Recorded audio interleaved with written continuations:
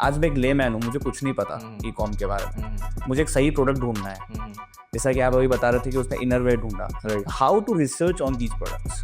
देखो, दो चीज़ें हैं रिसर्च करने के लिए। एक तो आप प्लेटफॉर्म पे चलो, ठीक है, आप कोई टूल मत यूज़ करो, कुछ भी मत यूज़ करो, जैसे कि बताया कि लेमैन हो आपको कुछ पता भी नहीं, आप सिंपली जाओ, हर कैटेगरी को सर्च करो। टाइम है आपके पास, बिल्कुल आप सर्च करो कि देखो कौन सा प्रोडक्ट कब बिक रहा है कैटेगरी। वैसे मैं किचन डालूंगा, किचन टूल्स डालूंगा, तो किचन टूल्स कोई प्रोडक्ट नहीं है, एक कैटेगरी है, ठीक है। तो किचन टूल्स में टॉप जो 10, 20 या 30 प्रोडक्ट्स है वो कौन से हैं।